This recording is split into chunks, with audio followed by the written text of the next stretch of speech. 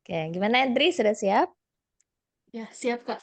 Oke, Edri pertanyaannya Ya, mungkin tidak suara, jauh-jauh ya. ya, suara saya kedengaran nggak? Yes, Sangat kedengaran jelas, dengan sangat baik. jelas. Baik. Hmm, Ini mana? Baik, Ini ada. kita pertanyaannya sama Sinta kayak tadi. Coba ya, Edri perkenalkan tentang dirinya. Bagaimana? Kalau bisa saya mau tahu juga dong IPK-nya Edri berapa kemarin. Kalau sudah tes TOEFL berapa nilainya? Atau sempat ambil IELTS gitu ya. Terus kelemahan dan kekurangan yang dimiliki itu apa? Proposalnya jelaskan sedikit juga. Silahkan. Baik, selamat malam. Terima kasih atas kesempatan yang diberikan kepada saya.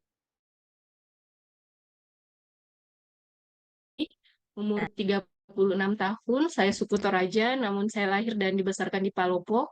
Saya menyelesaikan kuliah saya di STIM Nitro Makassar dengan IPK 3,78 dalam jangka waktu 3 tahun 7 bulan. Saat ini saya adalah seorang pegawai negeri sipil daerah di Badan Pendapatan Daerah Kabupaten Toraja Utara dengan jabatan analis pajak dan retribusi daerah. Saya ingin melanjutkan kuliah saya. Oleh karena itu, saya mengambil program LPDP Targeted PNS TNI Polri.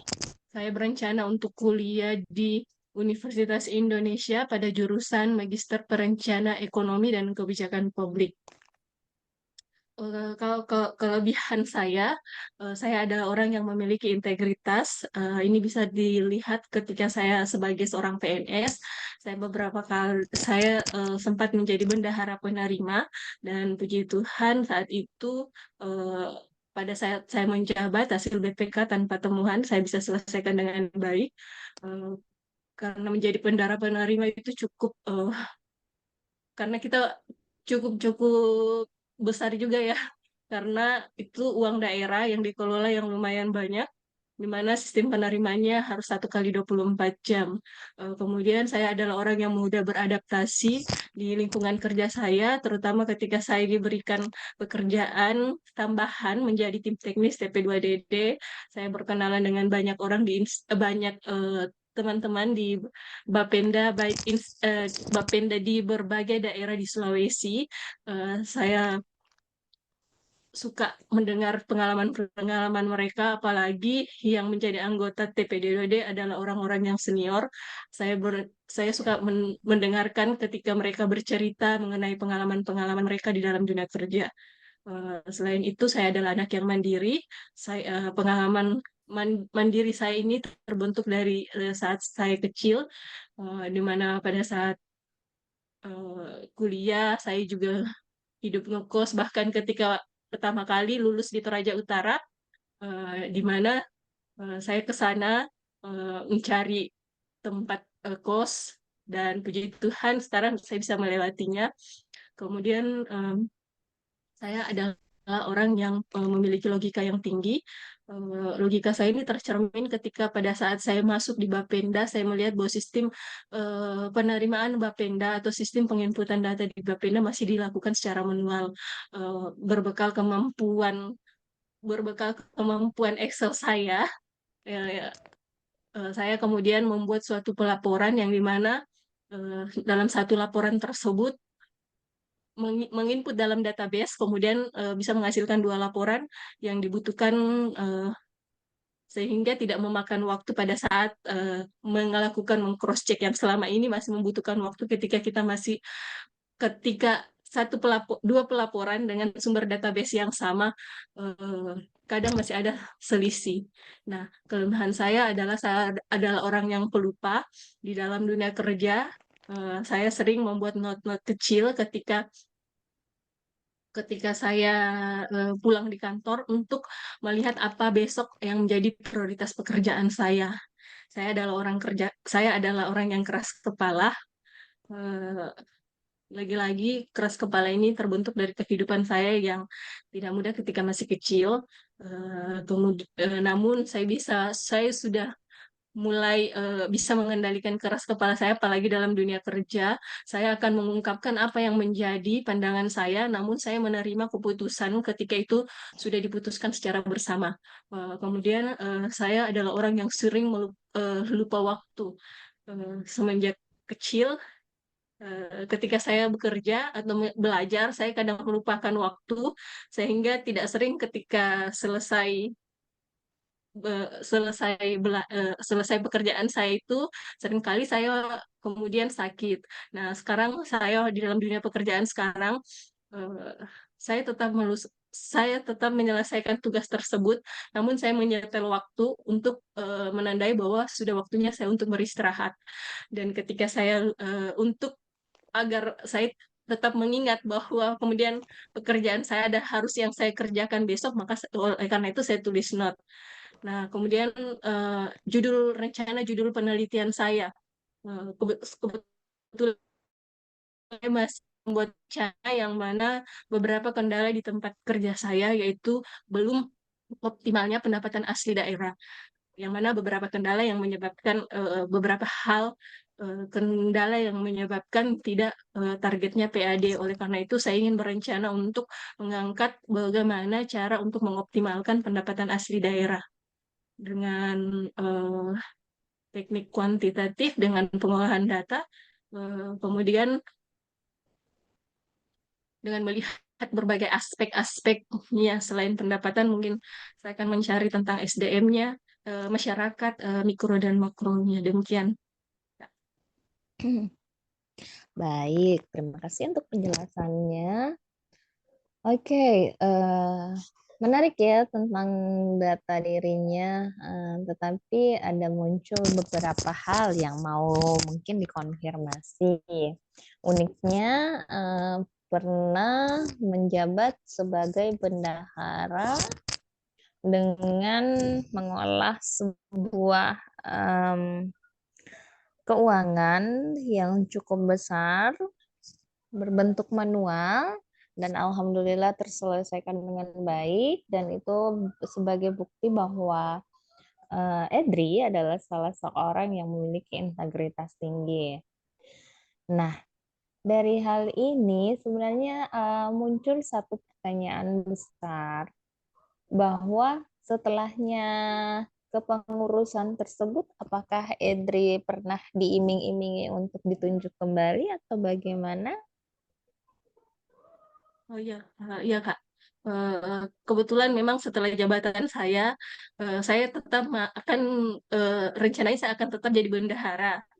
Namun saat itu saya ada satu program lagi, tim percepatan perluasan digitalisasi, yang mana itu harus fokus karena sebenarnya masih berhubungan, tapi TP2DD ini adalah program dari eh, Kementerian Dalam Negeri di keuangan, Kemendagri Keuangan dan Perekonomian. Jadi untuk memfokuskan saya, maka karena itu saya difokuskan untuk ke TP2DD, kemudian yang lain diberikan untuk bendahara.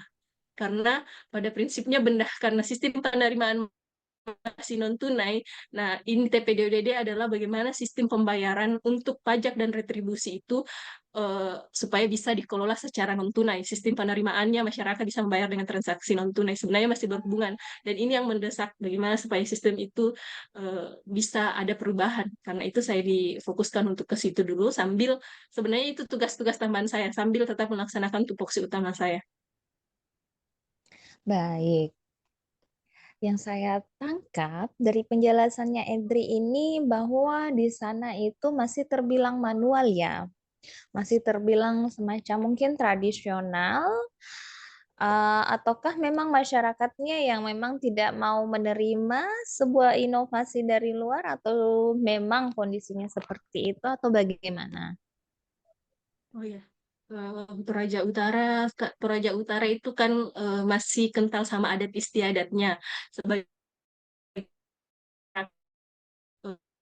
yang belum mengetahui teknologi itu masih sering menolak karena menurut mereka harus ke bank, harus punya mobile banking dan sebagian. Namun sebagian dari pemilik restoran restoran, rumah makan, kafe itu sudah mau menggunakan transaksi tersebut.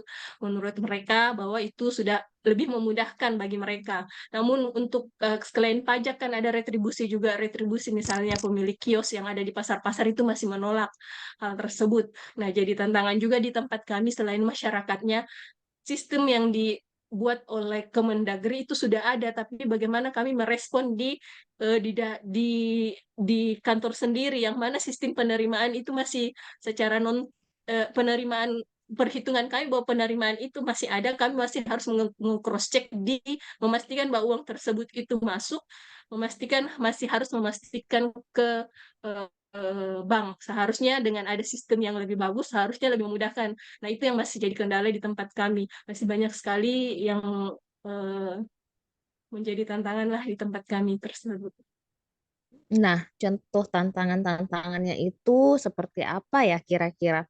Karena berbicara persoalan keuangan, pengelolaan keuangan itu merupakan hal yang memang sangat-sangat detail dan signifikan, baik itu dari segi implementasi, penerap analisisnya, dan pasti pelaporannya, iya kan? Kayak gitu. Seperti apa Ya, itu, Edri? sebenarnya yang jadi kendala pertama adalah eh, beberapa target PAD tidak tercapai. Target PAD pendapatan asli daerah itu kan bisa dari pajak dan retribusi daerah. PAD tidak tercapai, salah satunya kendalanya adalah belum optimalnya penggalian potensi pajak. Penggalian potensi pajak itu ekstensifikasi dan intensifikasi hal yang sebagai contoh yaitu eh, pengawasan. Pengawasan di tempat kerja sudah dilakukan, namun belum maksimal karena masih sumber data itu masih antara satu bidang dengan bidang yang lain masih ada perbedaan. Jadi surat tugas keluar hanya sekedar surat tugas melakukan pengawasan, namun tidak ada impact impact dari hal tersebut. Hanya dilihat ketika ada naik atau turun. Padahal seharusnya ketika dilakukan analisis yang baik, pengawasan melihat peta urgensinya harusnya didapat bagaimana cara untuk meningkatkan PAD. Terus eh, karena karena apa eh, data penerimaan masih dilakukan secara online, secara tunai, eh, banyak dari masyarakat itu belum memiliki kesadaran. Jadi kami masih harus turun ke lapangan untuk melakukan penagihan pajak. Hmm, Demikian, Kak. Nah, tentu tata kelola itu akan berpengaruh Hmm. dengan masih manualnya ini pelaporan. Bagaimana kita mau membuat analisis data ketika pelaporan yang ada di tempat kerja ini masih boleh dikatakan masih amburadul lah karena belum, kadang ada antara satu pelaporan dengan pelaporan yang lain masih ada perbedaan.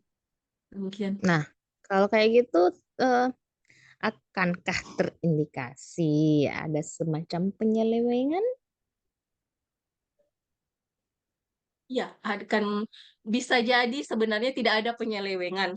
Namun karena pelaporan tersebut eh, ketika ada perbedaan pasti akan eh, ketika BPK datang pasti akan diindikasi bahwa kenapa Rp1 pun akan jadi masalah. Nah, itu tentunya akan memakan waktu untuk melakukan cross check lagi untuk memastikan betul tidak ada penyelewengan data. Baik, dan inilah yang mungkin menjadi latar belakang pada proposalnya Edri dengan mengangkat bagaimana cara mengoptimalkan pendapatan daerah khususnya di Toraja Utara ya. Ya, Kak. Oke, oke, berarti em, teori apa yang akan Edri gunakan? Saya berencana, Kak, mengangkat teorinya secara kuantitatif dengan kuantitatif, yang mana saya akan mengambil data dari data penerimaan pajak. Kemudian saya akan mencari juga penyebab baik dari eh, wajib pajaknya masyarakat, bagaimana tingkat konsumsi masyarakat, karena yang kami kelola itu salah satunya adalah pajak hotel dengan restoran yang berpengaruh terhadap konsumsi dari masyarakat sendiri. Demikian, Kak. Baik. Jadi perlu diketahui bahwa metode penelitian dan teori itu akan sangat jauh berbeda ya. Yang saya tanyakan barusan Ya, adalah teori yang digunakan, bukan metode penelitian apa yang akan digunakan. Nah, kira-kira bisa jawab tidak teori yang digunakan nantinya? saya belum, oh ya, kalau teorinya Kak saya belum menggali lebih dalam, mohon izin Kak. Oke, tapi Saya sudah baru berencana tentang, saya ya, saya baru berencana tentang judul penelitian saya yang saya ingin angkat bagaimana mengoptimalkan pendapatan asli daerah nanti ketika saya keterima, saya akan mengkonsultasikan dengan dosen pembimbing saya. Oke. apakah sudah pernah mengadakan pembimbingan? Tanya-tanya dosennya gimana? Eh, belum kalau menghubungi dosen by email sudah Kak, tapi belum ada Mhm. respon Kak. Oke. Yang dikirimkan apa? Hanya yang saya email bahwa saya berencana mengangkat penelitian dan saya ingin bahwa saya berharap bahwa Profesor Robert Arthur bisa menjadi pembimbing saya ketika saya diterima nantinya. Tanpa mengemukakan hal-hal yang tadi Edri sampaikan? Belum Kak. Iya. Jadi bisa jadi profesor yang Edri tuju itu menganggap email dari Edri itu tidak serius ya. Kenapa? Dikarenakan Edri belum menjelaskan siapa ini Edri, apa maunya, dan apa urgensi, kenapa harus, bagaimana cara mengoptimalkan pendapatan daerah ini harus beliau yang menjadi pembimbingnya, sementara beliau tidak tahu apa-apa dengan kondisi Toraja Utara yang sangat urgen untuk diadakannya pengoptimalisasian pendapatan daerah karena terkhusus karena pengelolaannya yang masih by manual kayak gitu. Eh baik. Saya mau tanya kemudian referensi tentang judul yang akan diangkat sudah berapa banyak? Mohon izin Kak, saya Mhm. belum cross check sampai ke situ. Sekali lagi Oke. saya mengangkat Heeh. judul itu tersebut berawal hanya karena berawal dari betul-betul kendala yang ada di tempat kerja saya. Baik, oke. Kami Saya paham. ingin Dan itu memang sebenarnya lebih penting ya, lebih urgen karena kenapa? Selalu saya katakan bahwa rumusan masalah adalah sesuatu yang merupakan harapan yang tidak sesuai dengan kenyataan, sehingga muncullah sebuah rumusan masalah dan itu telah dihadirkan dalam pemikirannya Edri saat ini. Sayangnya belum ada sama sekali sesuatu hal yang bisa ditegaskan dari Edri yang berupa literasi ataupun penguatan daripada teorinya. Teorinya entah itu yang betul-betul teori ataupun secara referensif, komprehensif yang bisa menegaskan bahwa memang secara akademik hal ini memang harus dilakukan, ada untuk diterapkan kayak gitu, sehingga jikalau memang Edri memang betul-betul berniat untuk melanjutkan sekolah, harus juga berniat untuk mungkin membagi waktunya. Kami paham bahwa PNS itu bukanlah hal yang mudah untuk dijalani karena Anda telah dilantik sebagai aparatur negara dengan tupoksi akan bukan akan ya, telah mengelola keuangan yang pastinya harus standby mungkin di 1 kali 24 jam dalam bidang tidak administrasi dan pelayanan. Oleh sebab itu, di sini Edri akan sangat dituntut bagaimana caranya untuk memanage antara pekerjaannya sebagai ASN dan bagaimana caranya bisa menumpas habis bahwa proposal yang akan diangkat atau artikel atau makalah yang akan diangkat ini memang sebuah yang layak dengan ditopang itu tadi. Minta tolong sekali untuk dimasukkan teorinya dan referensinya. Hal itu bukanlah hal yang sulit saat ini, Andrea. ketika memang kita sudah memang ada kemauan. Kenapa? IT sekarang itu sudah menggila. Sesuatu hal untuk menemukan sebuah jawaban lagi bukanlah hal yang sulit ketika memang kita sudah bisa membuka diri dalam dunia globalisasi. Come on, you can do it, insya Allah. Karena Anda mengatakan seorang integritas yang kuat, walaupun Anda seorang yang pelupa, tetapi saya yakin ketika memang Anda memang mau, tunjukkan itu bahwa Anda memang siap dan memang sudah layak untuk dikatakan sebagai awardee tanpa ada celah, tanpa ada kata mohon maaf pada saat Anda wawancara. Kenapa saya mengatakan tidak ada kata mohon maaf? Ya, walaupun kita memang manusia biasa, pastilah ada maaf, tetapi itu di endingnya saja ya.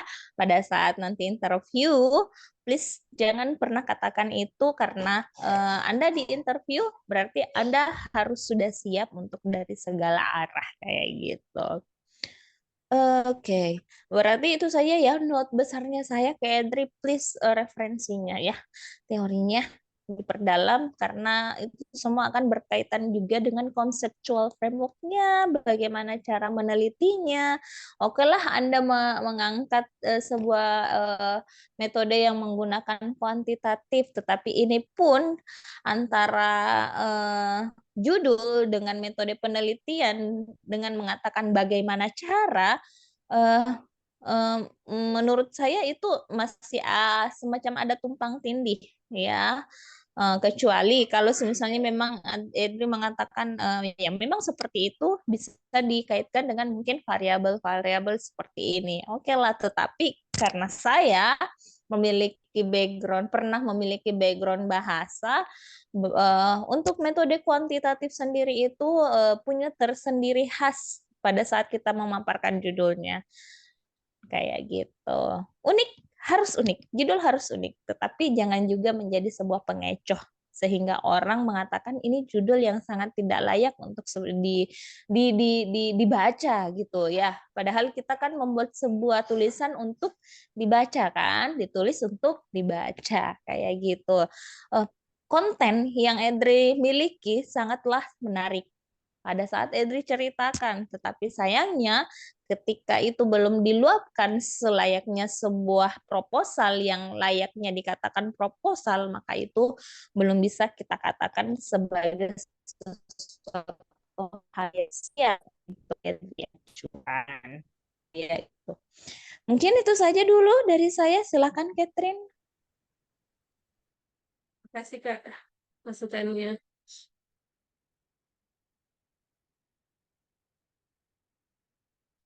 Soalnya nggak kedengaran Kak Catherine di mood. Oh ya, sorry. Oke, Edri. Oke. Di sini di TV ditulis bahwa Mbak Edri itu S1-nya lulusnya di tahun 2009 ya. Jadi udah kerjanya udah lama banget, udah sekitar belasan tahun lah kira-kira. Nah, eh, kenapa Mbak Edri memutuskan mau lanjut? Padahal kerjanya udah dengan gaji yang lumayan, kerjanya posisinya sudah ini. Nah, kenapa mau memutuskan untuk lanjut studi? Seperti itu. Saya memutuskan untuk kemudian dari gap 2009 sampai di 2024 ya gapnya juga cukup jauh. Saya memutuskan untuk melanjutkan berawal dari kendala yang saya hadapi di tempat kerja saya, yang mana saya seorang analis pajak dan retribusi daerah. Saya harus melakukan analisis-analisis yang baik supaya bisa ada peningkatan atau peningkatan pendapatan asli daerah. Dan yang terjadi di Bapenda sendiri, yang mana PAD sendiri belum target. Bahkan dari 2021 sampai dengan tahun ini, walaupun tidak target, capaiannya pun masih berfluktuasi. Yang berarti bahwa sebagian dari belanja harus ditekan karena beberapa penerimaan tidak mencukupi untuk melakukan belanja daerah. Kalaupun dilakukan belanja nanti akan terjadi utang. Nah, menurut saya merasa bahwa ini sangat-sangat urgent. Saya harus melanjutkan kuliah saya ikut bertanggung jawab dalam hal beberapa kendala tersebut, yaitu penggalian potensi pajak yang belum digali secara maksimal. Penggalian potensi pajak itu melalui pengawasan. Saya berharap bahwa kemudian ketika saya selesai kuliah nanti, saya bisa melakukan analisa data yang lebih baik, sehingga eksekusi di lapangan bisa dilakukan dengan baik dan pada akhirnya akan meningkatkan pendapatan asli daerah. Memperbaiki analisis dalam salah satu lagi optimalisasi pajak, yaitu pemutakhiran basis data, melakukan analisis data bukan hanya terhadap wajib pajak baru, namun peningkatan juga bisa dilakukan dengan melakukan pemutakhiran data terhadap wajib pajak lama. Demikian. Oke, terima kasih Mbak Edri. Nah, tadi Mbak Edri sudah menjelaskan bahwa memang ada urgensi yang pengen Mbak Edri lakukan ketika nanti kuliah. Nah, nanti ketika kuliah nanti apakah Mbak Edri sudah tahu mata kuliah apa yang bisa menunjang hal yang ingin dicapai dari Mbak Edri sendiri? Mungkin bisa dijelaskan. Ya, baik.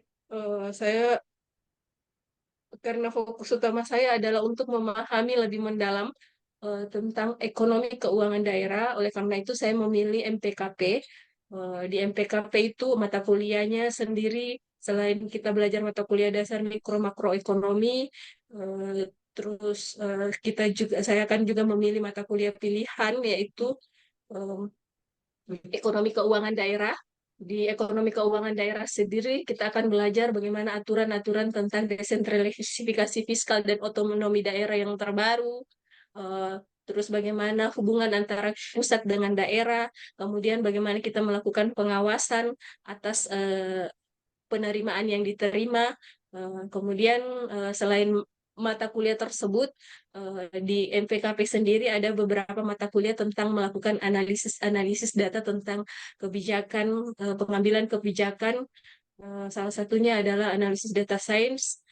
Di situ kita akan belajar tentang bagaimana menggunakan teknik data secara statistik dengan pengolahan data yang benar, bagaimana kita mengolah data, mengajukan rekomendasi data nanti untuk kemudian pada akhirnya digunakan sebagai bahan pertimbangan bagi atasan-atasan atau pengambil kebijakan. Selain itu ada analisis biaya dan manfaat. Di sini kita akan melihat keuntungan dan kelemahan dari beberapa jenis, dari beberapa pilihan kebijakan yang akan diambil, mana yang lebih baik. Saya berharap bahwa kemudian pelajaran-pelajaran tersebut nanti akan sangat berguna bagi saya dalam melakukan analisis-analisis dalam pengolahan data saya. Terima kasih. Oke, baik. Terima kasih Mbak Edri.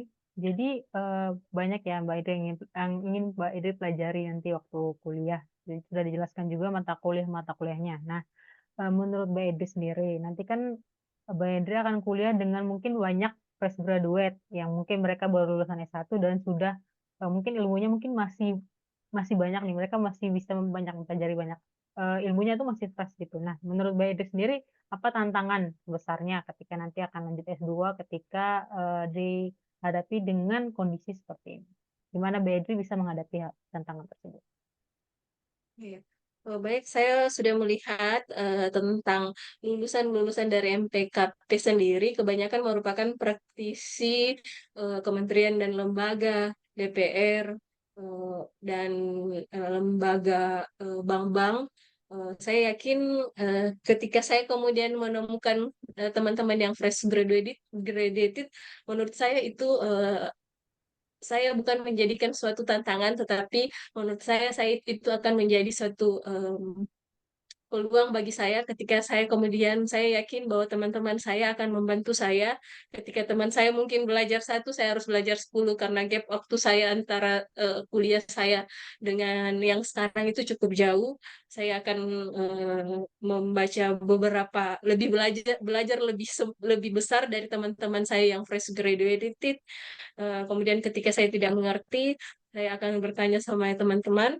Saya yakin bahwa mereka akan membantu. Kalau saya belum menemukan jawabannya, saya akan bertanya sama dosen. Kemudian ketika saya lelah, ya saya akan beristirahat sejenak. Namun saya akan kembali bangkit untuk berjuang.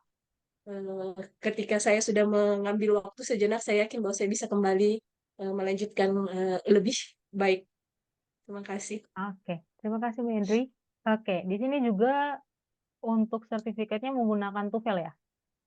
Oke, TOEFL-nya lumayan tinggi nih. Nah, kenapa Mbak Henry nggak coba untuk keluar aja gitu? Lumayan nih, TOEFL-nya 500-an ke atas.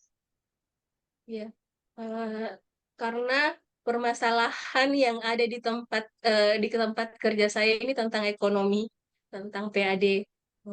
Dan saya rasa bahwa kalau di luar negeri itu pelajaran bagaimana tentu antara satu negara dengan negara yang lain punya regulasi yang berbeda. Hmm. Ketika saya belajar di luar negeri, mungkin regulasinya dengan di Indonesia atau sistem pemerintahnya akan berbeda dengan di Indonesia, dan saya belajar memilih di UI supaya rekomendasi tentang ekonomi keuangan daerah itu lebih lingkup kepada Indonesia. Saya akan belajar dengan berbagai teman-teman yang ada di seluruh Indonesia, dan saya rasa itu sudah cukup uh, untuk mempelajari hal tentang ekonomi, desentralisasi fiskal, otonomi daerah di daerah karena aturan yang berbeda. Oke, Mungkin, Mbak.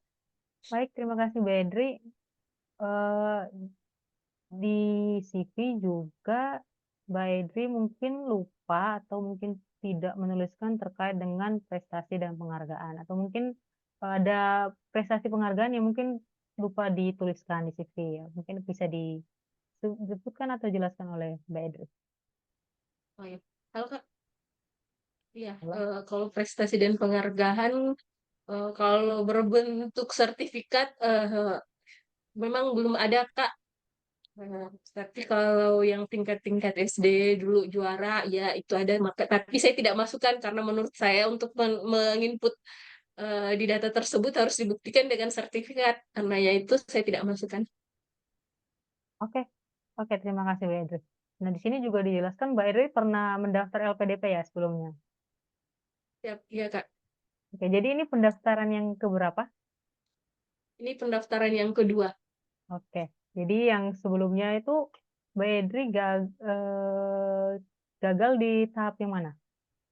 di tahap substansi Kak. Oke, nah jadi apa yang sudah Mbak Edri siapkan untuk menghadapi kegagalan di tes substansi yang berikutnya sebelumnya? Eh, saya mempersiapkan lebih besar lagi, dan saya melihat bahwa setelah saya gagal tersebut, saya introspeksi diri, melihat apa sih yang menjadi kira-kira membuat saya tidak lulus. Kemudian saya belajar lagi, yaitu dengan mencari tempat-tempat mock-up free untuk bisa latihan wawancara.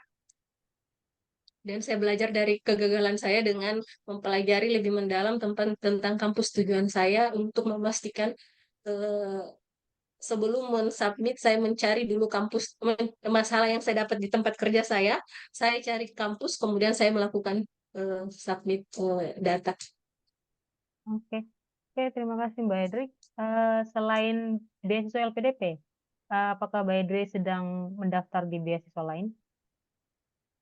Saya hanya mendaftar di LPDP karena LPDP ini salah satu beasiswa yang resmi, yang bahkan memberikan peluang bagi kami PNS dengan program targeted PNS TNI Polri. Jadi saya mendaftarnya hanya di LPDP saja. Oke, eh, jadi misalnya saja Mbak Edri, misalnya Mbak Edri gagal untuk eh, tes LPDP di batch ini. Jadi apa yang kira-kira Mbak Edri lakukan untuk ke depannya? Ya, saya tetap akan berjuang kembali. Saya akan terus tes sampai dengan batas waktu umur saya. Kemudian saya akan belajar lagi-lagi, saya akan kembali belajar memperbaiki diri apa yang kira-kira menjadi kelemahan saya ketika saya gagal tersebut, kemudian bangkit berjuang lagi, belajar lebih dalam lagi dari sebelum-sebelumnya. Terima Oke, kasih. dari hal tersebut, kira-kira kalau misalnya Mbak Edri gagal, misalnya saja, apakah kontribusi yang ingin Mbak Edri lakukan itu tetap akan dijalankan atau menunggu untuk nanti daftar LPDP lagi di berikutnya? Ya. Kontribusi itu tentu tetap akan saya jalankan sebagai seorang PNS, walaupun mungkin tidak kurang maksimal daripada ketika saya kemudian nanti kuliah. Namun saya akan terus belajar baik dari teman-teman senior, para senior bahkan ketika saya ada pertemuan-pertemuan dengan lingkup Bapenda, daerah Bapenda di Sulawesi Selatan lagi tetap mengikuti seminar. Saya berharap bahwa walaupun belum maksimal, saya bisa tetap memberikan kontribusi yang terbaik untuk daerah saya. Oke, terima kasih Mbak Edri. Untuk mungkin dari saya yang terakhir ya. Eh, Kira-kira kita pakai rating saja Mbak Edri. Kira-kira dari 1 sampai 10 poinnya. Menurut Mbak Edri, seberapa layakkah Mbak Edri akan diterima sebagai awardee LPDP? Karena nggak ada yang sempurna ya Mbak, jadi saya rating 9 karena pekerjaan saya ini sangat-sangat dekat dengan tujuan dan misi dari LPDP, yaitu pengembangan sumber daya manusia untuk percepatan pembangunan sampai ke daerah. Dan Toraja Utara merupakan salah satu daerah yang ada di Sulawesi Selatan.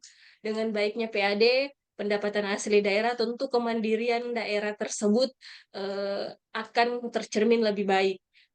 Daerah tidak akan tergantung sama pemerintah pusat, pada saat melakukan pembangunan daerah bisa terjalin dengan baik, dan ini adalah tujuan dari bukan hanya LPDP tapi pemerintah pusat pun, yaitu percepatan pembangunan sampai ke pelosok. Saya berharap bahwa saya diberikan kesempatan untuk bisa mewujudkan tujuan dari LPDP dan pemerintah pusat, menciptakan kemandirian bagi pemerintah daerah, transparansi keuangan daerah. Terima kasih, Mbak. Oke, terima kasih Mbak Edri. Oke, eh, baik ya. Kalau menurut saya, Mbak Edri kayaknya betul-betul sangat menguasai kalau berkaitan dengan hal personal, terus berkaitan dengan akademik, eh, terkait dengan tujuan kampusnya. Tadi yang dijelaskan, kalau boleh saya tanya, tadi yang Mbak jelaskan MPKP itu yang di UI ya? MPKP ya, Mbak? Ya, yang tadi itu di UI, Iya, UGM di atau UI ya? Oh, itu kalau di UI MPKP, Mbak. Kalau di Oh, UGM Ekonomika Pembangunan. Kalau di Unhas MKD, Pembangunan Daerah. berarti tadi yang Mbak Edri jelaskan itu mata kuliah yang ada di UI. Di UI dan ya, nah tiga-tiga itu Mbak. Sudah jelaskan ya? Kalau ekonomi keuangan daerah sebenarnya ada tiga. Oke. Cuma yang analis-analis itu lebih spesifik di UI. Oh ya. Oh ya, aku pikir tadi dijelaskan cuma di UI. Ternyata jelaskannya semua. Oke, Oh, baik baik itu berarti udah oke. Apa lagi ya? jadi harus izin Kak. Jadi itu harus gimana ya pada saat itu saya jelaskan semua atau gimana ya? Soalnya Sebenarnya saya takut waktunya kalau saya jelaskan. sebenarnya ini jelaskan yang paling penting mungkin bisa jelaskan di yang pertama karena di pilihan pertama. Tapi kalau memang bisa, tapi jelaskan juga tapi di UGM dan Unhas ada mata kuliah lainnya. Nah, jelaskan satunya aja, tapi yang bagian pentingnya itu di bagian UI-nya aja. Yang Oh iya, siap. inti mata kuliahnya itu. Oke, terus mungkin secara kalau dari aku ada beberapa hal teknis. Mungkin jadi di awal-awal atau untuk kalau untuk personal mungkin nggak terlalu ini ya. Mungkin baik bukan mungkin, tapi Mbak Edri bisa sangat menguasai tentang hal personal. Tapi nanti di bagian awal karena masih banyak hal yang perlu Mbak Edri gali lagi terkait dengan kontribusi dan sebagainya. Itu makanya nanti pengolahan katanya mungkin harus lebih ditata lagi karena tadi ada beberapa mungkin pas saat ngomong mungkin kadang dilewatkan atau ada beberapa yang terbolak-balik gitu. Terus terkait dengan mata ya. Jadi kadang masih lihat ke bawah, masih sering lihat ke atas gitu. Jadi mungkin kalau saat interview nanti fokus aja ke kamera di depan. Jadi soalnya kadang psikolog itu bisa lihat kita itu nggak tahu jawabannya atau kita itu memang nggak bisa menjawab atau kita yang belum menangkap inti pertanyaan dari interviewernya itu. Terus apa lagi ya? Oke. Oh iya, terus bagian dari yang pertanyaan tentang prestasi, sedikit sharing aja. Soalnya waktu saya daftar LPDP interview dulu juga sama. Karena waktu itu saya juga nggak menuliskan tentang prestasi saya. Jadi itu juga menjadi pertanyaan.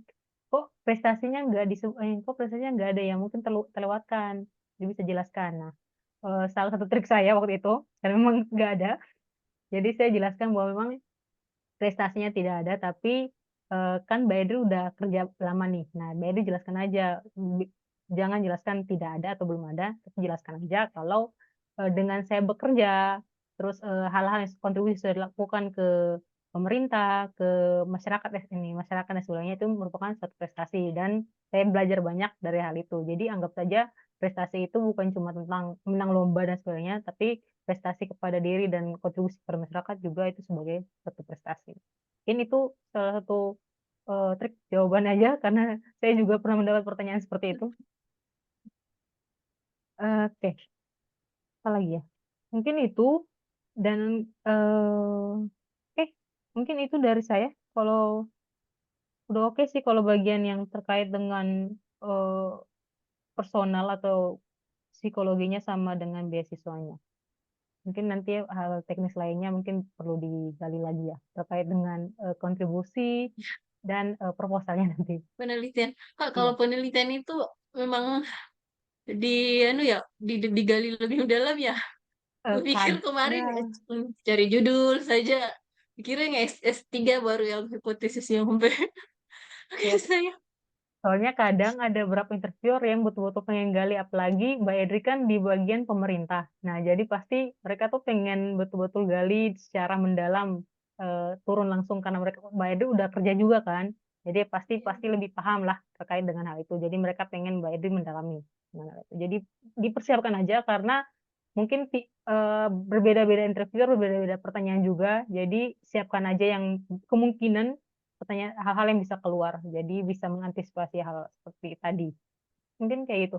Mbak Jihad gimana? Aku aman. Oke, Sudah langsung disampaikan juga tadi mungkin ya, sudah ketangkap ya, Edri ya. Ya Kak, izin Kak, kira-kira gambaran besar yang maksudnya yang lingkup besar yang untuk penelitian tadi itu apa yang harus kucari selain itu metode itu tadi ya Teorinya. teorinya. Teorinya, jadi untuk menentukan Halo, halo bentar, Kak, sepertinya sedang jaringan. ya halo, iya, halo. Ya, sudah ya bisa Mbak Jihad. putus Oke, Kak, ya teori. oke. Berarti teorinya teori apa yang mau digunakan? Sempat Edri tadi menyebutkan salah satunya yakni adanya dari segi SDM, kemudian adanya dari segi aspek, dan ini akan sangat mempengaruhi yang namanya juga tatanan organisasi. Makanya dari itu ini semua akan keterkaitan, entah Edri mau pakai teori apa, silahkan dilihat baik-baik dan dikorelasikan dengan variabel yang mau digunakan. Kayak gitu. Terus ingat ya, akan sangat jauh berbeda antara metode penelitian dengan teori. Itu sangat jauh berbeda gitu. Jadi pelajari dulu apa dasar-dasar daripada penelitian itu sendiri, mulai dari latar belakang sampai referensi. Di dalam latar belakang itu terdapat apa saja yang harus kita bahas, kemudian di dalam proposal yang baik itu harus ada apa saja. Kayak gitu, Edri. Kenapa harus ada itu? Ya karena harus ada memang. Tidak akan jadi sebuah penelitian atau tidak akan jadi sebuah paper kalau misalnya ada salah satunya yang tidak ada. Kayak gitu. Dan hati-hati untuk hal tersebut. Ketika memang intinya sih membaca sih. Perbanyak referensi lah. Perbanyak membaca tentang yang akan kita mau teliti. Kayak gitu ya, Tri. Ada lagi pertanyaan? Kak, boleh ini di luar konsep kan saya lihat kemarin Kakak di eh, kebijakan publik ya. Halo, Sepertinya sedang jaringan. Ya. Halo. halo Kak, Iya, silahkan. boleh bertanya sedikit Kak tentang Iya, iya, kebijakan silahkan. publik. Ya, Mhm. kalau kebijakan publik dan ekonomi pembangunan itu perbedaan konsepnya di mana ya, Kak? Kebijakan Karena saya publik. lihat karena saya Mhm. lihat di MPKP ini dia menggabungkan kebijakan publik sama ekonomi pembangunan. Beda kan, kebetulan yang pilihan ketiga saya itu Unhas di Magister Keuangan Daerah. Nah, saya sudah lihat kebijakan publik di Unhas, tidak ada tentang membahas tentang ekonomi keuangan, ya tentang lebih ke manajemen Kak ya, Yes, kalau kebijakan kebijakan publik. publik mungkin ada pembahasan tentang ilmu ekonomi sendiri, tetapi dia secara mikro ya, tidak secara mendalam kayak gitu. Adapun tentang kebijakan publik ya dia akan membahas tentang administrasi itu sendiri pastinya, tentang bagaimana kebijakan itu tercipta, pastinya menjurus kepada manajemen. Tapi lain lagi ceritanya sih sebenarnya kalau manajemen, beda lagi ceritanya kayak gitu. Karena antara kebijakan dengan manajemen adalah dua hal yang berbeda, tetapi seringkali dirangkaikan dalam satu kalimat kayak gitu. Makanya harus berhati-hati dalam hal ini. Silahkan Edri putuskan memang sebaik-baiknya mau fokusnya di mana, apakah dalam memperbaiki sebuah kebijakan dalam tataran pengelolaan sebuah keuangan atau pendapatan daerah, ataukah fokus dalam pengelolaan yang betul-betul bagaimana menciptakan sebuah aplikasi dalam pengelolaan sebuah apa ya tadi TPDP itu kayak gitu. Ya. Nah, itu akan berkaitan pasti lebih mendalam kepada administrasi ekonomi ya kan. Administrasi ekonomi ya itu tadi kayak gitu. Jadi administrasi itu sebenarnya sangat teramat luas kayak gitu. Entah dia kadang menyentil sosiologi, kadang dia menyentil antropologi, kadang menyentil hukum, tetapi dia benar-benar sesuatu aspek yang luas, tetapi ketika didalami ya kita memang harus benar-benar bisa mempertahankan bahwa yang fokusnya kita adalah ini. Gitu. Bisa ditangkap tidak ya? Kemarin nih, iya Kak, saya kemarin yang tes yang kemarin itu saya kayaknya memang kekurangan di situ deh, penggalian tentang masalah dengan kampus ujian. Kayaknya nggak nyambung memang untuk mencocokkan kemarin yang tidak yang tahun ini, makanya saya coba untuk cari kampus masalah, cari kampus terus submit. Nah, kemarin saya sempat buka Unhas di manajemen publik, saya lihat mata kuliahnya tidak ada yang menyangkut keuangan daerah. Makanya saya ambil magister keuangan daerah karena bagaimana kita menyusun kebijakan kalau tidak ada nggak memahami tentang tata kelola keuangan daerah gitu aja. Yes. Bukan pilihan yang salah menurut saya, karena yang pertama Edri sudah terjun di lapangan, tinggal butuh semacam asupan teori, asupan di dalam kelas, ilmunya, sehingga Edri bisa lebih sempurna ketika sudah bisa kembali terjun di lapangan karena sudah memegang beberapa mata kuliah. Tidak ada masalah, tidak ada masalah ya. Yang jelasnya itu saja sih, yang tadi saya katakan administrasi itu memang sangat luas. Kita Oh, fokusnya iya, mau kemana. Dan hati-hati di bagian inilah yang kebanyakan memang orang akan terjatuh. Dikarenakan kenapa dia tidak tahu apa yang harus mereka katakan ketika dia ditanya persoalan proposal. Apa yang saya sampaikan itu hanya sesuatu yang sangat minim ketimbang mungkin nanti Adri akan menghadapi tim interviewer yang memang akan mengupas secara dalam lagi kayak gitu. Yang jelasnya Edri yang buat, Edri yang sudah baca, Edri yang sudah paham, saya rasa itu sudah tidak jadi masalah. Kenapa? Karena yang ketimbang antara teori literasi dengan apa yang menjadi di lapangan, yang lebih urgent itu sebenarnya adalah apa yang menjadi di lapangan. Dan itu Edri sudah pegang. Makanya saya arahkan Edri please tambahkan teorinya, tambahkan literasinya supaya lebih sempurna ketika Edri nanti ditanya tentang karya tulisnya. sama yang tadi ya Kak, yang penelitian sudah berapa orang melakukan penelitian harus Ya, dicari ya. itu yang paling penting. Jadi teorinya tahu. Nah, terus literasi keterbaruan, kalau bisa 5 tahun terakhir lah. Yang dicari juga kalau bisa berdasarkan jurnal-jurnal internasional, jangan yang predator yang abal-abal, kan banyak tuh sekarang jurnal kayak gitu kan. Itu. Siap Kak. Makasih Kak Hmm. Surya. Oke, sama-sama. Sharing. Oke, terima kasih Gimana? Mbak Edri. Mbak Sinta tadi aku udah ngechat bisa kayak. Mbak Sinta gimana? Udah bisa? Kita masuk langsung. Terima kasih Mbak Edri. Ya, saya izin off cam, Kak, sama mood lagi